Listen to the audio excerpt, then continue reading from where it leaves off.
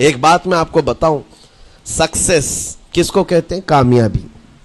اور ہر کوئی یہ کہتا ہے کہ مجھے سکسیس کی طرف سفر کرنا ہے.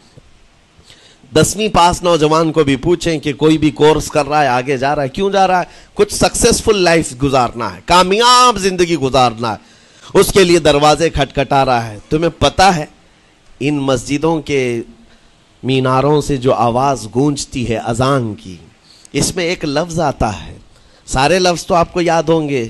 اللہ اکبر بھی کہا جاتا ہے، اشہد ان لا الہ الا اللہ بھی، اشہد ان محمد رسول اللہ بھی ہے. اس کے بعد ایک لفظ پکارتا ہے مؤذن، حی علی الصلاۃ. حی علی الصلاۃ کا مطلب ہوتا ہے آؤ نماز کی طرف، آؤ نماز کی طرف. اس کے بعد ایک اور لفظ پکارتا ہے حی علی الفلاح، جس کا معنی معلوم ہے آپ کو؟ مؤذن یہ کہتا ہے آؤ کامیابی کی طرف، آؤ کامیابی کی طرف. ٹوٹل یہ دن میں 10 بار مؤذن پکارتا ہے. فجر میں 2 بار، ظہر میں 2 بار، عصر میں 2 بار، مغرب میں 2 بار، عشاء میں 2 بار. کتنی مرتبہ پکارا؟ 10 بار پکارا تمہیں، آؤ کامیابی کی طرف. لیکن ایک بات یاد رکھو، یہ پکارنے والے مؤذن کی حالت مت دیکھو کہ یہ پکار رہا ہے، بلکہ یہ رحمان کی صدا ہے، یہ اللہ کی صدا ہے جو تمہیں بلا رہا ہے. یہ تو اپنی آواز اور اپنے الفاظ سے ترجمانی کر رہا ہے اور تمہیں اللہ کی صدا تمہارے تک منتقل کر رہا ہے. لیکن حقیقت میں بلانے والا کون ہے؟ اللہ ہے. مسجدوں میں بلانے والا کون ہے؟ اللہ ہے. اللہ کی صدا پر آپ آ رہے ہو.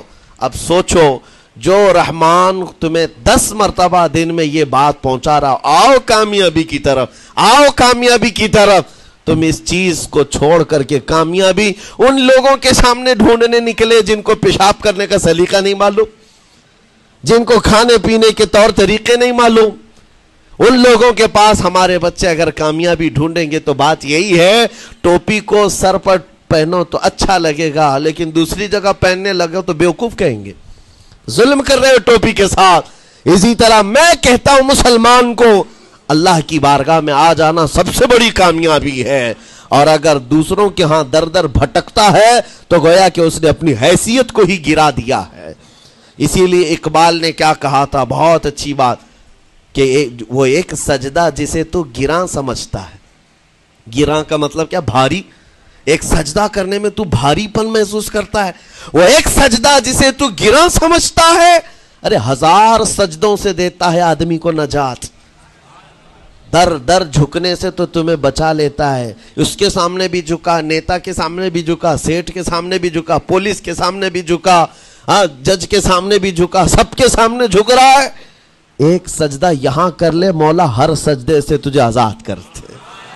یہاں جھکنے والا پھر کہیں اور نہیں جھکتا. ہاں اسی لیے شاعر نے کہا ہے، مرد حق باطل کے آگے مات کھا سکتا نہیں، سر کٹا سکتا ہے لیکن سر جھکا سکتا نہیں.